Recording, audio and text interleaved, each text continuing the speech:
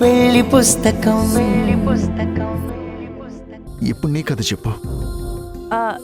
ఇప్పుడే కదా నీ గురించి తెలుసుకున్నాను. నెక్స్ట్ టైం నా గురించి చెప్తాను. నెక్స్ట్ టైం అంటున్నావు అంటే ఇప్పుడు వెళ్ళిపోమనా? అంటే అలానే నేను చెప్పలేదు. కాకపోతే నాకు 10 minutesలో యూఎస్ కొలీగ్స్తో వీడియో కాల్ ఉంది. నీతో మాట్లాడుతూ టైమే మర్చిపోయాను. అందుకే. Yeah no problem. మనం నెక్స్ట్ టైం కలుసుకుందాం. Okay Kalyan, bye. Bye Harika. Once again thanks for the juice. నువ్వు తాగలేదు కదా? తాగలేదు, కానీ ఎంజాయ్ చేశాను.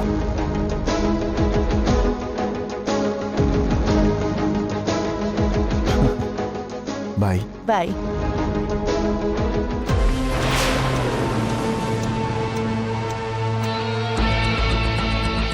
నిన్ను చంపి పోలీసుల నుండే తప్పించుకున్నాడంటే మనకెలా దొరుకుతాడు హారిక?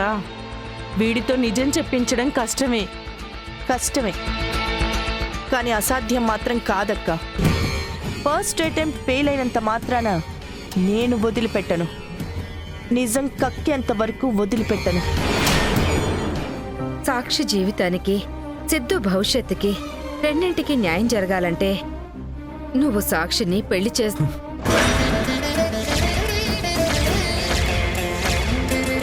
అత్తయ్య ప్లీజ్, నాకిష్టం లేదని క్లియర్గా చెప్పినా సరే మళ్ళీ ఎందుకు పెళ్లి గురించి మాట్లాడుతున్నారు? అందులో తప్పే ఉంది నందు. మీకు కనపడకపోయినా నాకు మాత్రం అది తప్పే అనిపిస్తుంది. మీరు ఎన్నిసార్లు అడిగినా, ఎలాంటి కారణాలు చెప్పినా నేను మాత్రం పెళ్లి కొప్పుకోను. చూడండి అత్తయ్య, మీ మీద గౌరవంతో అభిమానంతో చేతులు జోడించి అడుగుతున్నాను. దయచేసి ఇంకెప్పుడు ఈ పెళ్లి గురించి మాట్లాడకండి. సాక్షికి ఉద్యోగం వచ్చి ఇక్కడి నుంచి వెళ్ళిపోవడమే సమస్యకి పరిష్కారం. అంతకు మించింది ఇంకేమీ లేదు. దయచేసి అర్థం చేసుకోండి. నా అభిప్రాయానికి గౌరవం ఇవ్వండి.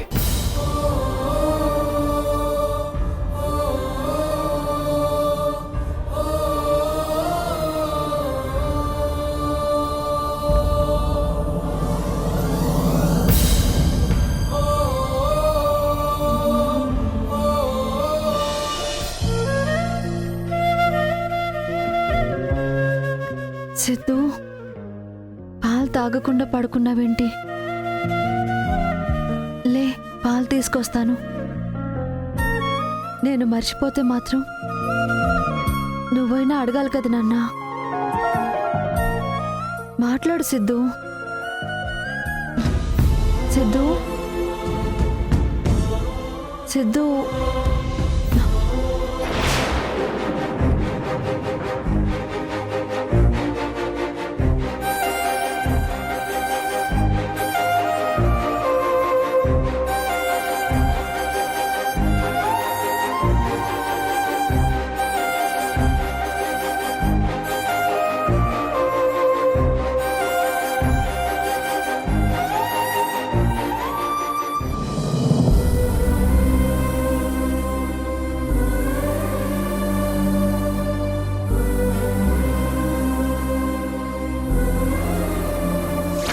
సిద్ధు నీకు బాగా అలవాటయ్యాడు.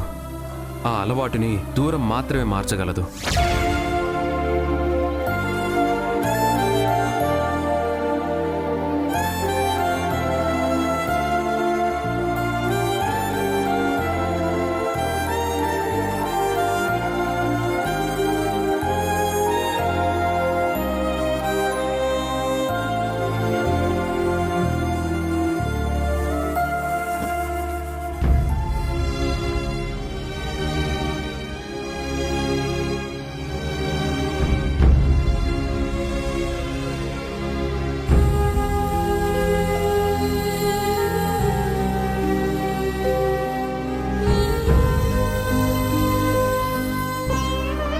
సారీ సిద్ధు, మీ పప్ప మాట మీద గౌరవంతో నిన్ను బాధ పెడుతున్నాను.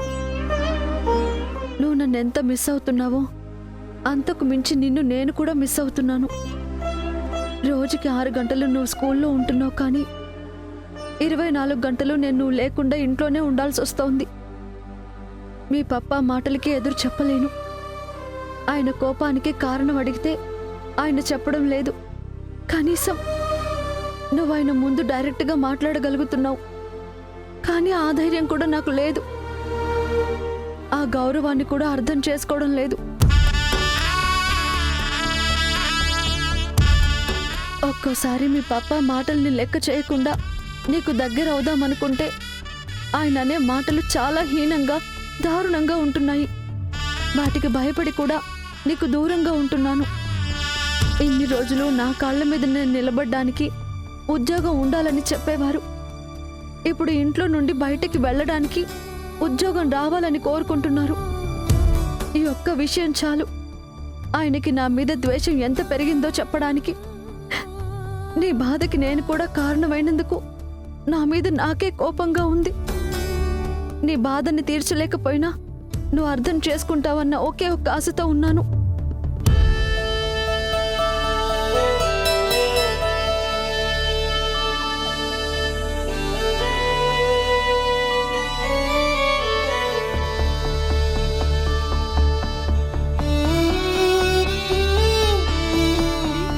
హారిక కన్స్ట్రక్షన్స్ నుండి ప్రాజెక్ట్ అప్రూవ్ అయింది.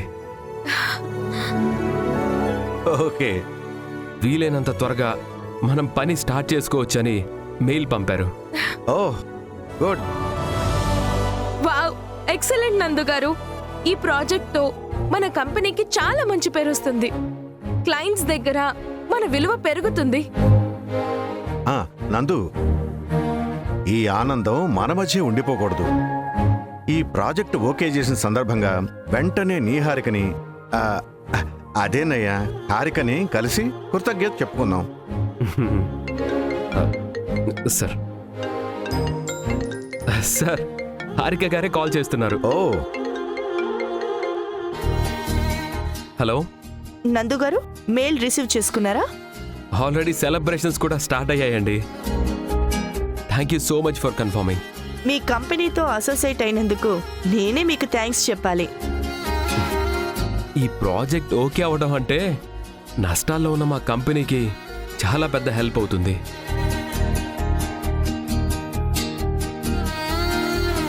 కళ్యాణ్ చక్రవర్తి ఇదే ప్రాజెక్ట్ కోసం పావులు కదుపుతున్నాడని నేను కొంచెం టెన్షన్ పడ్డాను.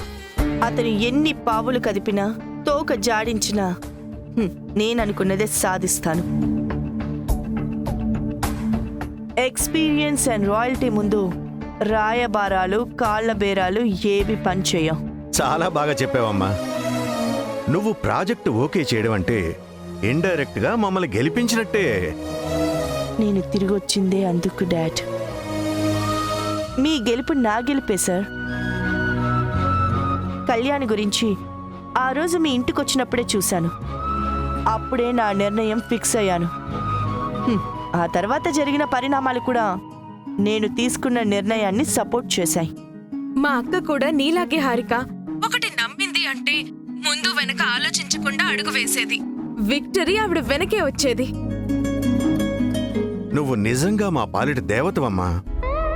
ఈ ప్రాజెక్టు మా కంపెనీకి పునర్వైభవాన్ని తీసుకురావడానికి చాలా సాయం చేస్తుందమ్మా. మా కంపెనీ తరఫు నుండి thank you so much. Me company కాదు డాడ్, ఇది మన కంపెనీ. నేను చేసింది సాయం కాదు, కర్తవ్యం.